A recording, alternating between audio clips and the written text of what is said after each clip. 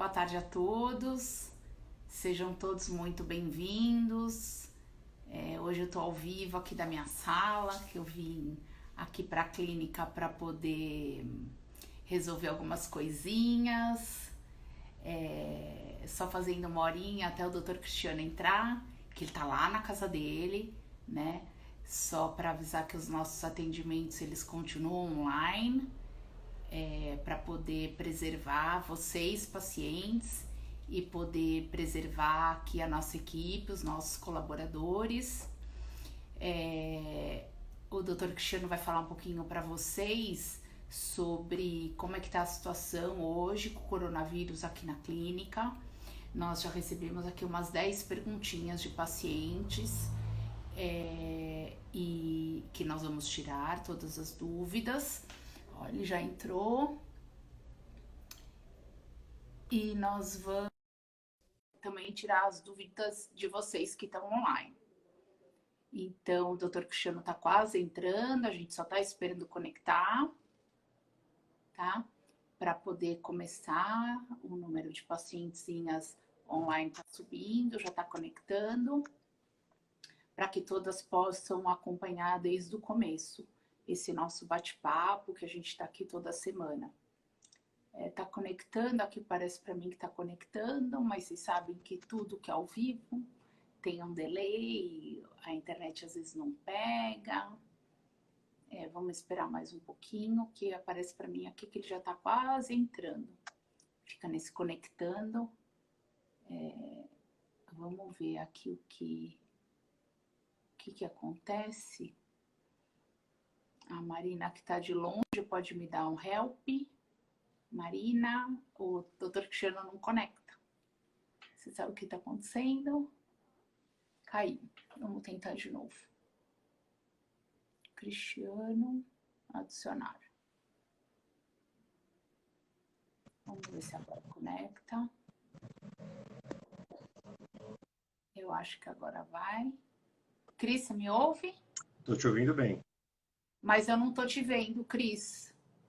Mas aqui tá travada a minha câmera, só está aparecendo uma imagem congelada. Tenta liberar sua... Ah, você está falando com a Marina. A Marina está te orientando, né? Não sei. Tá. Ela falou que vai te orientar. Uhum. Pessoal, então vamos esperar mais um pouquinho. Mandem as perguntinhas. A gente só está terminando de liberar a câmera do Dr. Cristiano para a gente poder bater um papinho com vocês. A gente não tem pressa. A gente só precisa para fazer. Tudo e você? Tudo bom, e você? Eu também estou me ajeitando aqui com a câmera, que me deram aqui uns instrumentos especiais, mas vamos lá. Cris, boa tarde. Boa Obrigada tarde. por você disponibilizar um horáriozinho aí na sua agenda para a gente poder bater um papo com as nossas pacientes aqui do Projeto Beta. Eu queria que você... Vamos começar? Eu sempre começo as lives pedindo para que vocês falem um pouquinho como é que está o nosso atendimento aqui na clínica, né? Os atendimentos de consulta de primeira vez, de retorno e os inícios de tratamento. Aí depois a gente já tem umas perguntinhas e já tem umas pacientes mandando umas perguntas para a gente poder responder. Tá bom. Bom, boa tarde a todos. Meu nome é Cristiano, eu sou da equipe do Projeto Beta. Sejam bem-vindos à nossa live. O que está acontecendo na nossa clínica? Na verdade, eu acho que em todas as clínicas no nosso país, a gente está seguindo recomendações das sociedades americanas, europeias, nacionais e o Ministério da Saúde através da vigilância sanitária. E todas essas recomendações, elas vão na mesma direção. O que a gente está fazendo agora é evitando todas as transferências de embriões. Por que a gente está evitando? Porque a gente ainda não tem conhecimento da repercussão da infecção do vírus sobre uma eventual gestação. A gente tem muito pouca informação. Começou em novembro a pandemia e as gestações estão em curso. As mulheres que engravidaram durante a pandemia, as gestações estão em curso e a gente ainda não tem informação. A gente tem uma história muito ruim de pouco tempo atrás, 2016, do Zika, que era um vírus que a gente não conhecia e no meio do caminho a gente descobriu que podia causar microcefalia nos bebês. Isso foi muito grave, né? Então, ah, o que a gente deve fazer é não brincar com isso, evitar, até mesmo as mulheres que, não as que estão fazendo tratamento para engravidar, mas as que estão procurando gravidez em casa, os casais que estão procurando gravidez em casa, deveriam talvez esperar um pouquinho até a gente ter mais informação sobre o que está acontecendo. Então, a primeira recomendação é não fazer nenhuma transferência de embrião. Nenhum embrião vai para o útero para a gente evitar as gestações nesse momento de incerteza. Outra coisa também é engravidar agora, no meio de uma situação que a gente não sabe como vai ser o mês que vem. Então, ter que frequentar o hospital, ter que fazer exame, precisar de qualquer tipo de assistência médica no meio de uma pandemia também não é boa ideia. Então, se a gente puder evitar empurrar para frente um pouquinho a gravidez, eu acho que é mais interessante e é mais seguro. Existem algumas pacientes que elas vão ter prejuízo por esperar. Mulheres que estão no final da reserva, estão chegando nos últimos óvulos, talvez esperar uns poucos meses possa sair muito caro para elas, pode até perder a oportunidade de conseguir uma gravidez. Não são todos os casos, são casos especiais, e esses casos a gente faz, e até é um consenso nas sociedades que orientam as nossas condutas, que alguns casos especiais a gente pode fazer. Por exemplo, o caso onde a mulher foi diagnosticada com câncer, ela vai sofrer uma quimioterapia, ela não pode esperar para guardar os óvulos dela. Então, nesses casos, a gente está fazendo sim. E alguns outros casos especiais. Mas todos os casos que nós estamos iniciando, a gente avalia, o caso é enviado, estudado pela nossa diretoria antes de a gente começar cada caso, porque a gente não pode correr o risco de uma mulher desenvolver a doença, a Covid, no meio do estímulo e ter que parar e perder o estímulo ou se colocar em risco por qualquer motivo. Então, todos os casos que a gente está fazendo, a gente está estudando antes de começar e estamos começando só casos selecionados. A grande maioria dos casos não vai perder por esperar um mês ou 2 meses. A gente não tem certeza de quando vai terminar, mas a maioria dos casos não vai perder por esperar, não vai perder chance. Mesmo mulher, quem passou dos 40, um mês ou 2 meses não vai mudar o prognóstico dela. É claro que se isso se prolongar, a gente vai ter que rever os nossos critérios para início, mas por enquanto o mais sensato é esperar um pouquinho, né? Ir fazendo os exames, ir adiantando o que dá para adiantar e deixar tudo preparado para quando passar essa fase mais grave, a gente poder começar os casos.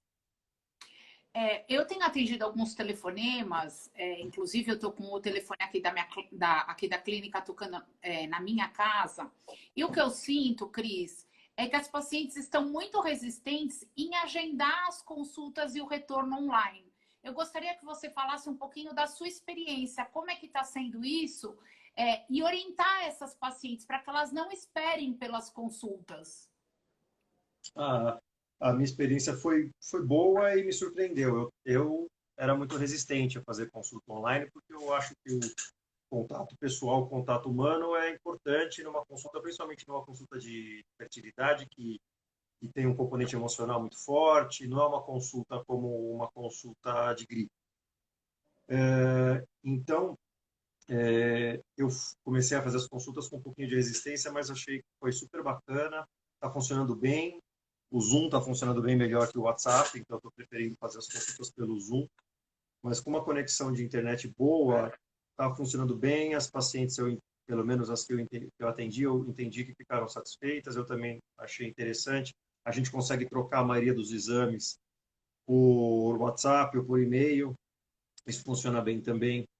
E, é claro, tem que fazer exame físico, tanto na mulher quanto no homem. Então, fica uma etapa do processo de investigação e diagnóstico fica pendurada para quando a gente puder fazer a consulta presencial, né? A consulta online não substitui a consulta presencial. Ela adianta algumas coisas. A gente consegue fazer diagnóstico, consegue saber que exames que o casal vai precisar, consegue explicar e tirar todas as dúvidas. Aí, quando chegar na hora de efetivamente tratar, não vai ter jeito. Vai ter que ir para a clínica para uma consulta presencial. Tá, então o conselho é: marquem a consulta de primeira vez ou marquem o retorno, adiantem os exames para quando a gente puder tratar, tá tudo pronto, né? Só falta o exame físico, provavelmente um ultrassom para poder disparar o ciclo. Sim, toda essa parte inicial a gente faz, dá para fazer bem por via online. Ai, que bom. Então vamos começar com as perguntinhas, Cris. Eu tenho uma pergunta aqui da Bruna. Ela colocou assim: fiz 3 FIVs sem sucesso e sem motivo para dar errado. O que fazer? Tá? As chances da FIV dar certo dependem de inúmeros fatores, né? É uma coisa multifatorial. Depende da idade da mulher, do tempo de infertilidade, se existe fator masculino associado ou não, do diagnóstico que aquela mulher tem, etc, etc. De como foi o ciclo, de quantos óvulos ela teve, de como que é a reserva, de qualidade embrionária. Tem um monte de fator que vai incidir. Mas a fertilização in vitro é um tratamento que tem uma chance razoável de dar errado. Nenhum de nós queria que fosse assim, né? Mas as chances do processo dar certo, em casos de bom prognóstico, giram ao redor de 50%. Então, o resultado negativo é algo com o que nós, da especialidade de reprodução, a gente convive todos os dias, né? A gente lida com resultados negativos todos os dias. Então, não é incomum mulheres com falhas sucessivas, casais com falhas sucessivas de sucesso. Isso pode estar atribuído a alguma causa, alguma patologia que o casal tenha, mas também pode estar atribuído à necessidade de repetição. Se nós temos um processo, dependendo da idade da mulher, a chance de tratamento dar certo pode ser de 20%. Portanto, ele é um processo que vai ter que ser repetido mais vezes. Aquela mulher que é mais jovem, tem um prognóstico melhor, vai ter uma chance de 50% a 60% de engravidar, ela vai ter que repetir no máximo uma vez. Então, é claro que diante de uma falha de sucesso do tratamento, a gente tem que investigar e aprofundar a investigação. Mas é possível, sim, que um casal tenha que chegar ao segundo e ao terceiro tratamento sem que haja um fator impeditivo para eles. Simplesmente porque ainda não chegou a hora, simplesmente porque aquele processo tem que se repetir, tem que ser repetido mais vezes. O que é uma coisa muito dura num país onde o próprio casal tem que pagar pelo seu tratamento. Se você tem se o convênio paga ou se o governo paga, é mais tranquilo você passar por esses tratamentos repetidos. No nosso país, onde a gente tem que pagar do nosso bolso o tratamento, tem que passar por tratamentos repetitivos, além da ansiedade e do desgaste emocional que causa, pode arruinar um casal financeiramente. A Cabiane perguntou: estou aguardando para início do teu tratamento, do meu tratamento. Tem alguma previsão de volta? A resposta é não. A resposta é que a gente ainda não tem, não sabe como vai se comportar a epidemia no Brasil. Em São Paulo, apesar dos dados tristes que a gente está vendo, parece que está controlada a expansão, mas vai depender das autoridades falarem para a gente quando a gente pode começar. Em última análise, quem regula o que a gente faz aqui no Brasil é a Anvisa. E a Anvisa tem uma determinação clara que a gente não deve fazer tratamento em quem não tem emergência e que a gente não deve transferir embrião. Então, enquanto a Anvisa não mudar esse entendimento, a gente fica preso à regulamentação, né? E não temos previsão. A gente está todos os dias debatendo, nós temos grupos, nós entre os profissionais de reprodução, onde a gente debate isso todo dia, mas os órgãos, em última análise, a gente obedece aos órgãos que regulamentam o que a gente faz. Então, a resposta é: não há previsão. A nossa esperança é que logo, não passe de 1 mês ou 2 meses, no pior dos cenários, mas não há previsão. Tá. A Jaque perguntou: sem produção de esperma, qual seria a opção para uma gravidez? Então, tem uma situação que chama azospermia, que é quando o homem ejacula, mas não há espermatozoides no ejaculado. E a azospermia pode ter diferentes causas. Em alguns casos, quase metade deles, a gente consegue pegar espermatozoide lá no testículo. Então, o homem não tem espermatozoide no ejaculado, mas ele tem no testículo. Isso quem vai dizer é o especialista, o andrologista, que é o especialista na parte masculina. O andrologista vai avaliar aquele paciente e, se ele achar que existe o potencial de encontrar espermatozoide no testículo, é feito esse procedimento. Se não há espermatozoide no testículo, ou não há, ou por algum motivo na avaliação o andrologista acha que não vale a pena buscar espermatozoide no testículo, então pode recorrer ao banco de sêmen. É o A última alternativa para o casal é o banco de sêmen. Ou no caso de mulheres solteiras, ou no caso de casais de mulheres homoafetivas, podem recorrer ao banco de sêmen. A Olivia perguntou qual é a diferença do banco de sêmen nacional e o importado. Hoje veio um monte de perguntinha de sêmen, nunca veio, mas achei importante esclarecer. A diferença que eu acho que as pacientes mais sentem é que você tem muito mais informação dos doadores nos bancos de sêmen do exterior, dos Estados Unidos, por exemplo. Aqui no Brasil, a doação é anônima e a gente não pode fornecer informação sobre o doador. Então, o que a gente fornece aqui sobre o doador são as características físicas e pouco mais. E os bancos internacionais, a gente tem até a opção de escutar uma mensagem gravada por voz do doador. Então, para algumas pacientes isso é muito importante, ter mais informação e mais contato, o máximo que ela possa ter do ponto desse doador. E para algumas pacientes isso não tem importância, elas querem só a amostra de sêmen para permitir que ela seja mãe só, desde que seja saudável, né? Ou o mais saudável que se possa chegar, formação. Então, eu acho que a maior diferença é em relação à informação que você pode chegar a ter do doador. E os bancos internacionais, os bancos americanos dão muito mais informação. Então, se isso para a paciente é importante, eu acho que ela tem que considerar, sim, recorrer a um banco de sêmen internacional. É mais caro e não tem amostra imediatamente. Outra coisa interessante dos bancos internacionais é que eles têm muito mais amostra. E no Brasil, como não se pode dar nenhum tipo de retribuição financeira ao doador, existem poucos doadores. Nos Estados Unidos, os doadores podem receber por fazer a doação. Então, lá tem uma população de doadores muito maior, o que faz com que você tenha muito mais facilidade de encontrar as características físicas que você procura.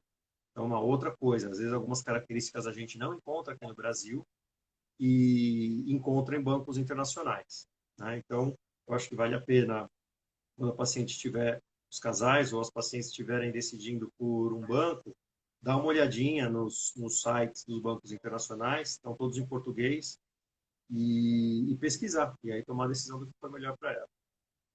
A Neidinha fez a seguinte pergunta: vou completar 35 anos e meu marido não pode ter filhos. Tenho chances de engravidar? Cai na mesma história do banco de sêmen, né?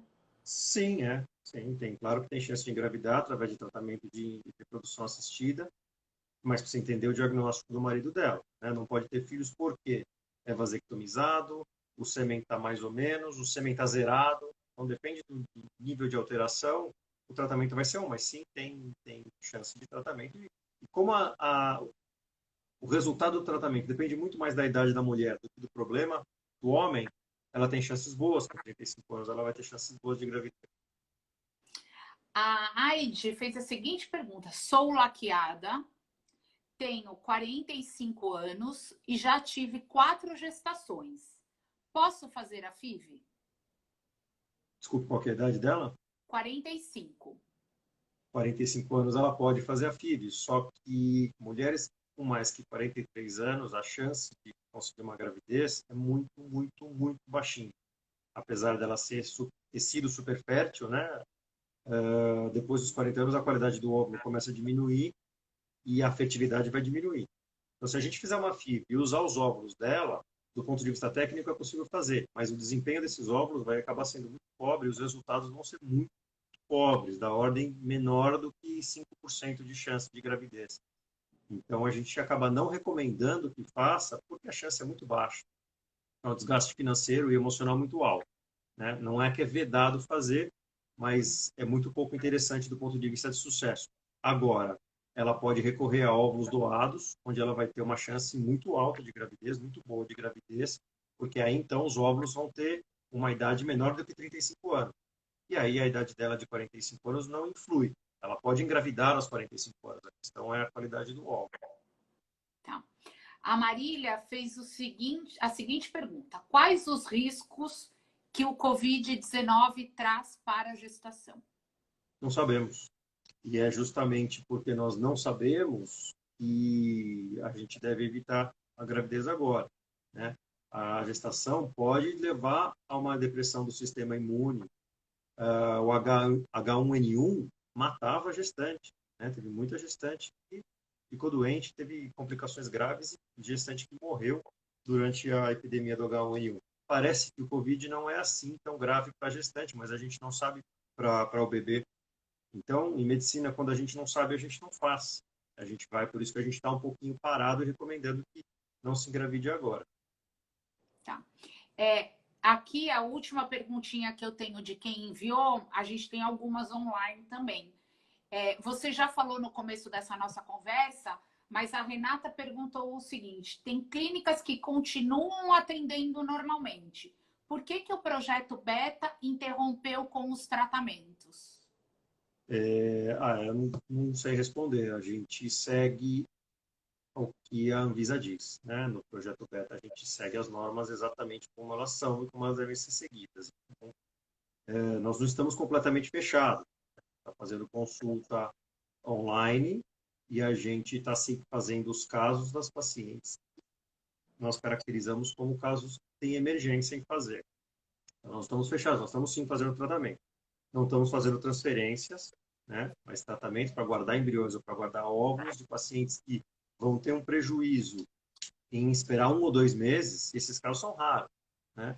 Mas tem alguns poucos casos que pode se caracterizar que haja um prejuízo nessa espera. E aí sim a gente está fazendo, né? Então nós não estamos fechados. Agora, se tem clínicas funcionando normalmente, eu não sei, não tenho conhecimento. E o que eu sei dizer é que a nossa clínica segue a recomendação tanto do Ministério da Vigilância e das sociedades. Joia, Cris. Agora nós vamos responder as perguntinhas de quem está online. Nossa, tem bastante coisa hoje. Vamos lá, deixa eu pegar aqui. Aí tem umas pacientes elogiando, obrigada, um beijo para vocês também. Tenho 30 anos e meu marido 49. Sei que tenho que fazer uma FIV. Consigo engravidar de primeira? Por qualquer idade, A Bárbara que está perguntando, ela tem 30 anos e o marido dela 49.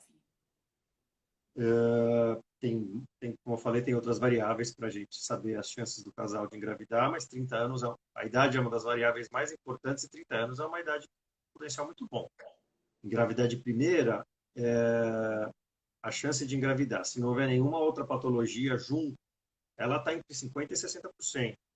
Portanto, a chance é maior de dar certo do que de não dar certo no primeiro tratamento. Mas existe uma chance que não é desconsiderável de não dar certo no primeiro e o casal ter que repetir aquilo que a gente conversou mais cedo, né? Então, respondendo a sua pergunta, as chances de gravidez são muito boas, mas a certeza de gravidez no nosso fertilização in vitro, na nossa especialidade, ela não existe.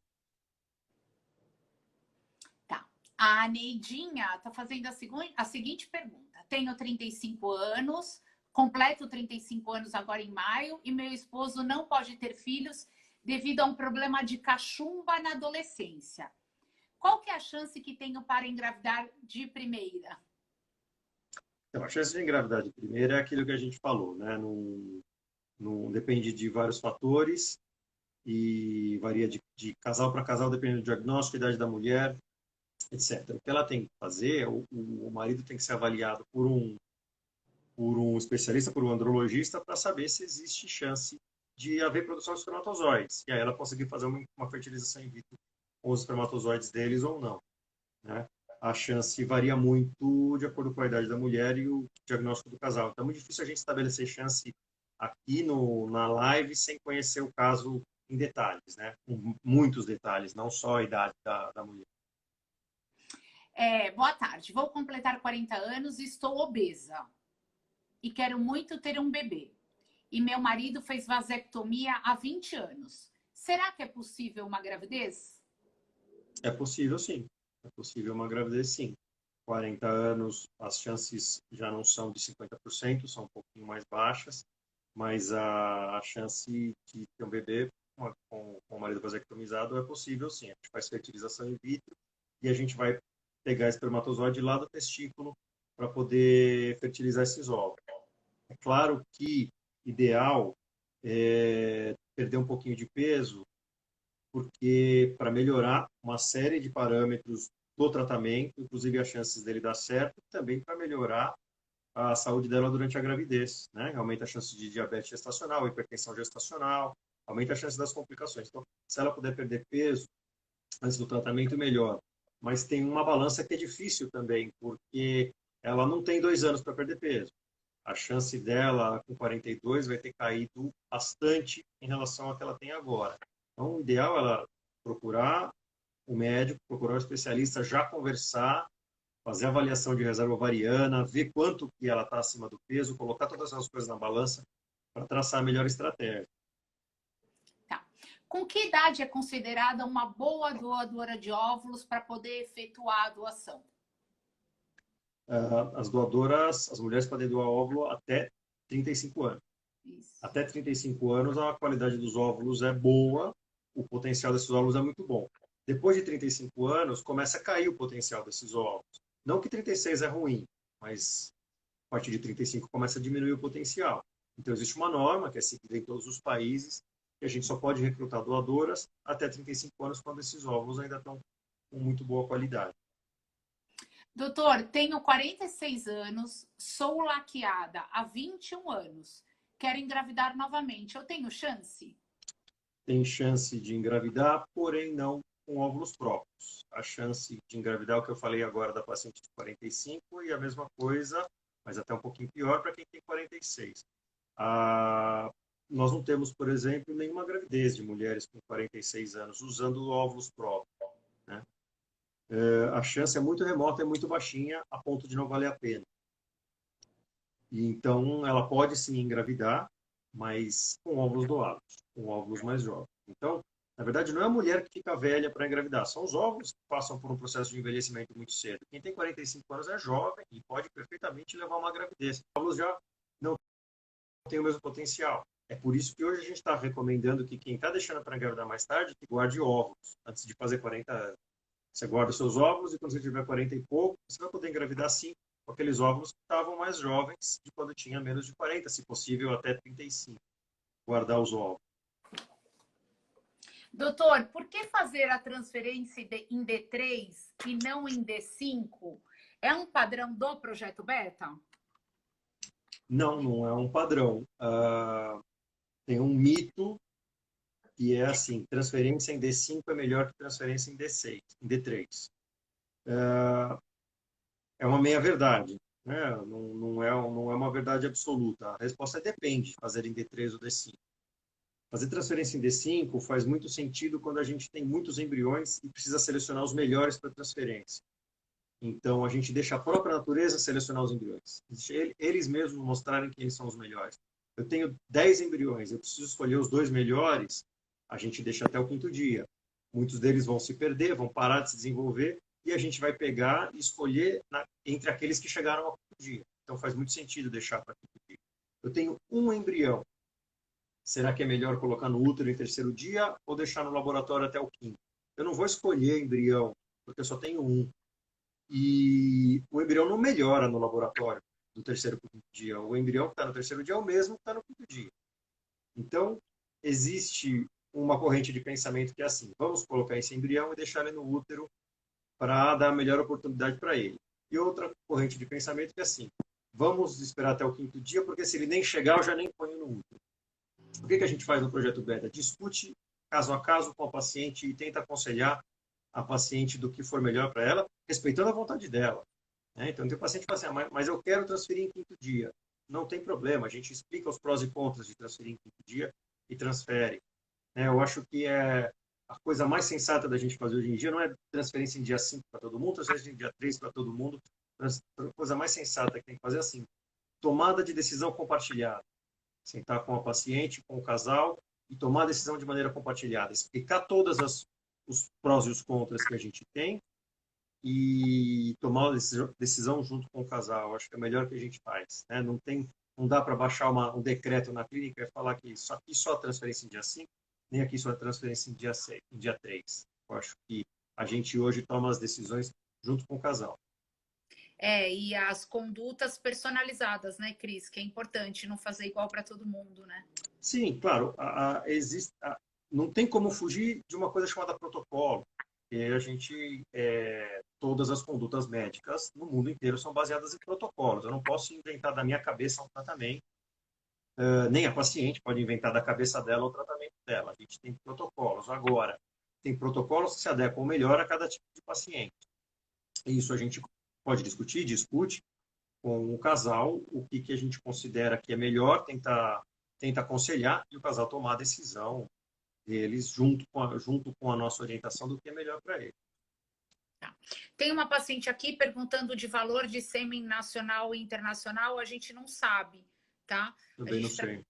A gente trabalha em parceria com a Procídio, com a Fairfax, aí vocês podem entrar em contato, porque essa história de escolher doador, valor, é tudo direto com os bancos de sêmen, né?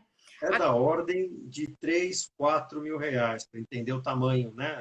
Eu não sei se é 3.500, 4.500, eu não sei, mas o que eu sei que eu já ouvi paciente me contando é que é dessa ordem de grandeza, 3 mil e tanto nacional, 4 mil e tanto importado, agora o dólar que era 4 reais ontem agora está 5,5, então eu não sei como é que está para trazer as amostras agora, né? Se mudou esse preço ou se não mudou esse preço.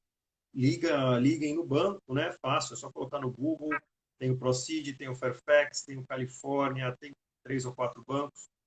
E entre em contato com eles. A gente trabalha lá no Beta com todos esses bancos.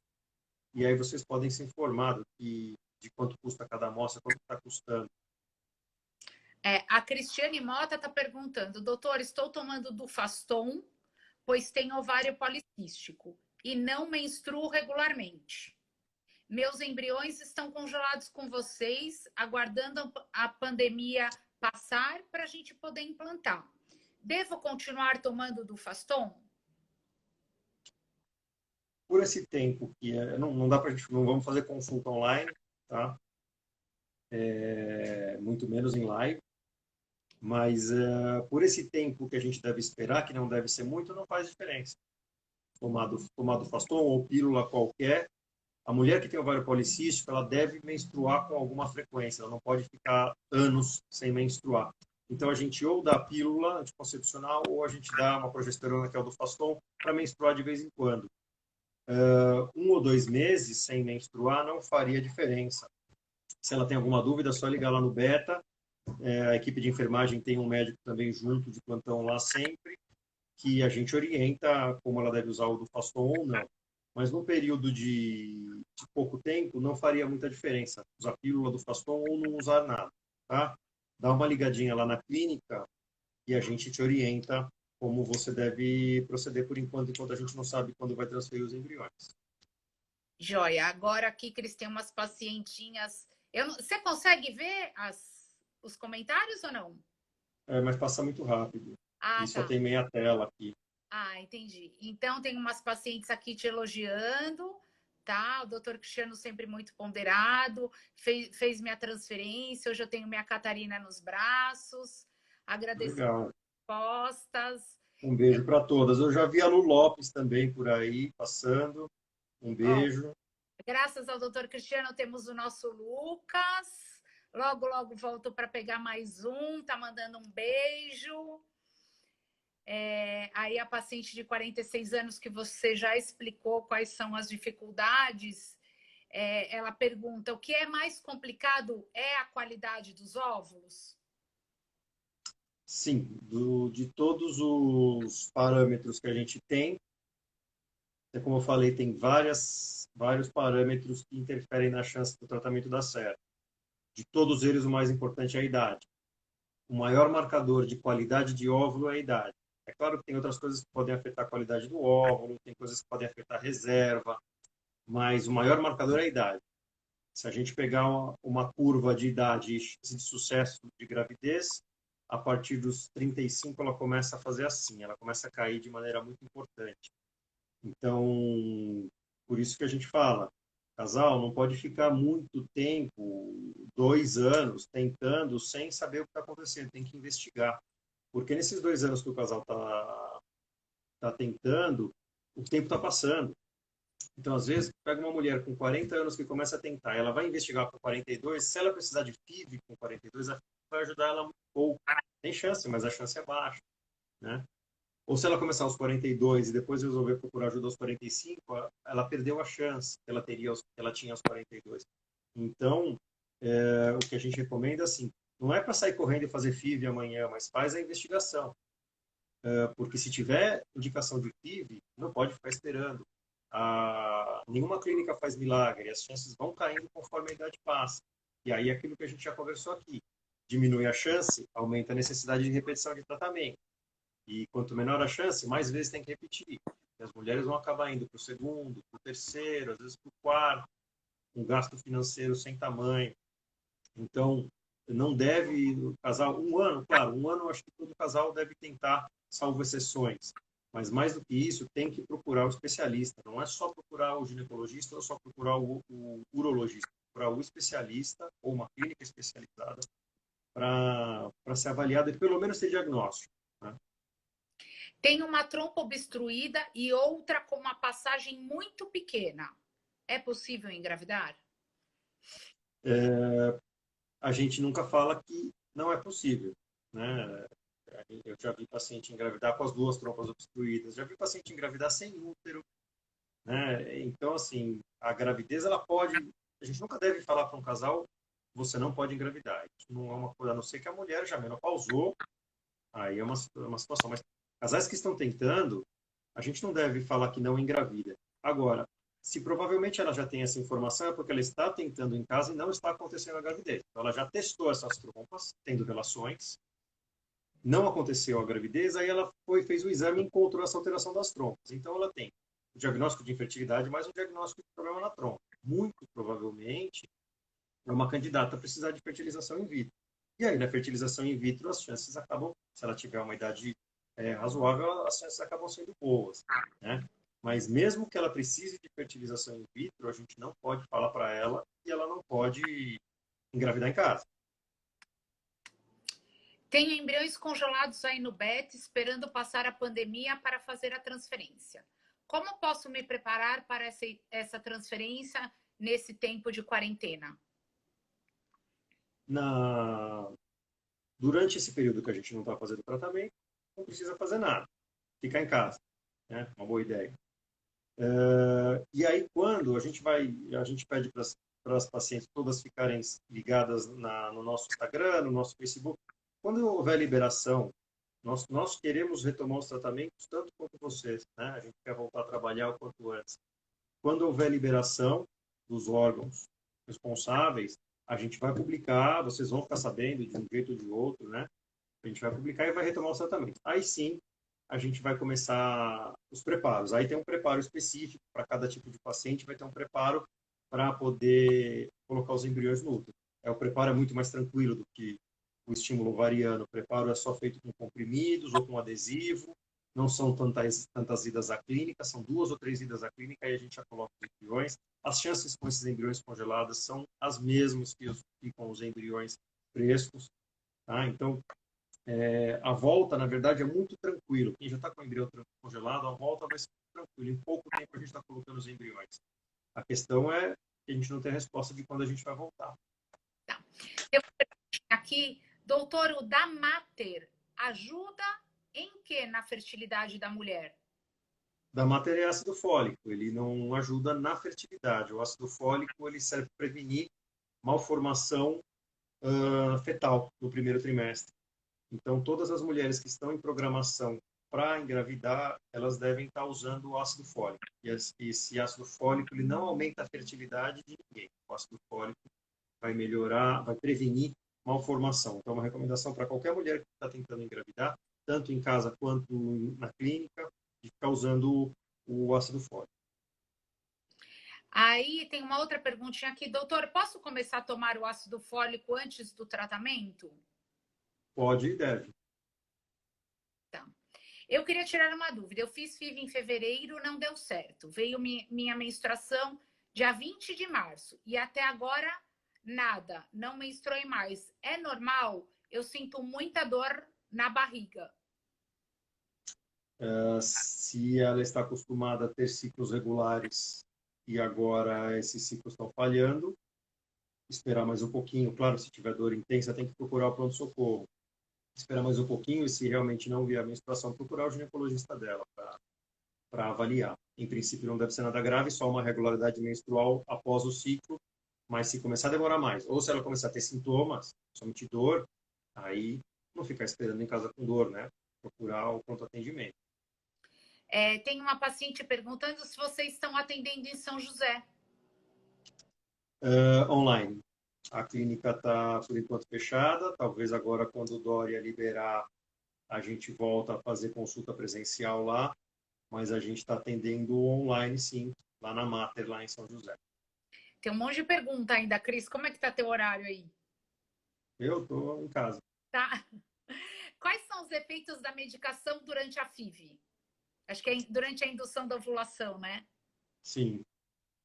O que eu acho importante Rô, voltando lá, eu vou colocar uma hora para a gente terminar, porque senão a gente vai, não vai ser legal para Produ... as pacientes que acabaram de chegar e tem perguntas também e a gente vai desligar na cara dela. Então, Tá, a mas gente pode colocar um horário, eu não tenho limite de horário, fiquem à vontade, mas a gente coloca um horário e a gente para não deixar ninguém aí pendurado. Os sintomas do estímulo ovariano, na verdade, são muito poucos. E a gente quase que a gente torce por alguns sintomas, porque aquela mulher que responde muito com muito óvulo é a que mais vai ter sintoma. Mas a gente quer muito óvulo, então esses sintomas são de alguma maneira bem-vindos, né? Quando a mulher tem poucos óvulos, ela vai ovular, em vez de ovular um óvulo que ela ovula todo mês, ela vai ovular 2, 3 óvulos. Isso praticamente não vai gerar nenhum tipo de sintoma diferente. Na mulher que responde muito, vai gerar distensão abdominal, às vezes cólica, vai ter dor nas mamas, ficar com as mamas mais inchadas, às vezes com a barriga também inchadinha. E isso é normal, mas acaba sendo um sintoma bem-vindo. Não são sintomas extremos, ninguém passa. É raro, né? Algumas pacientes ficam realmente muito sintomáticas, mas não é o normal. E são sintomas controláveis com medicação, às vezes um Buscopan a gente consegue controlar. Para a maioria das pacientes, a minha percepção é que a questão emocional é muito mais importante do que a questão de sintomatologia física. Porque você está fazendo um tratamento que você não sabe se ele vai dar certo. A insegurança é muito grande. Então, isso gera uma ansiedade, isso pode, às vezes, inclusive, potencializar os sintomas e potencializar que a paciente tenha a sensação de que, durante o tratamento, ela sofreu muito.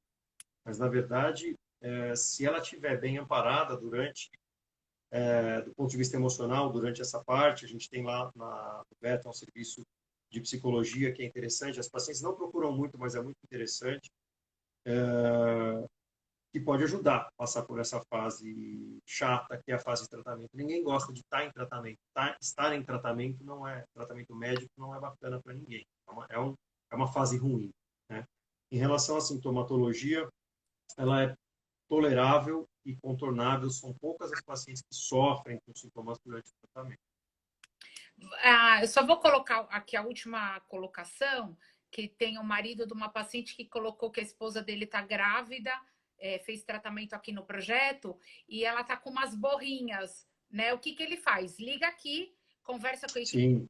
imagem, né? Que vai pôr em contato com o médico, a gente vai te orientar. Por aqui a gente não pode te orientar. Sim, Né? sim.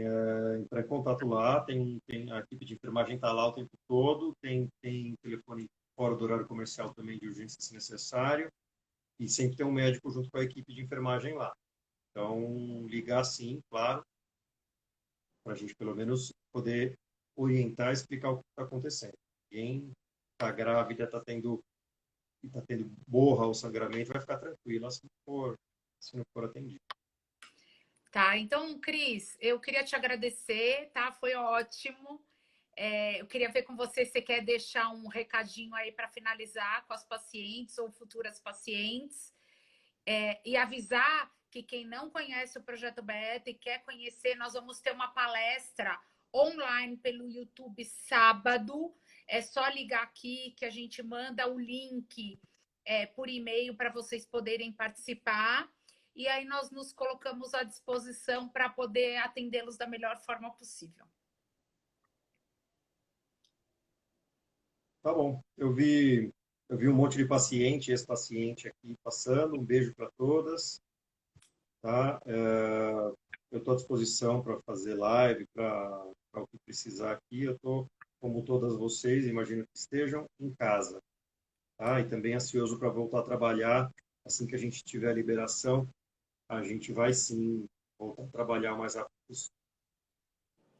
Então tá bom, gente. Obrigada por Tá, estar com a gente esse tempinho. Cris, obrigada. E até a volta. Espero. até. Boa tarde a todos. Um beijo para todos. Tchau. Tchau, beijo. Até.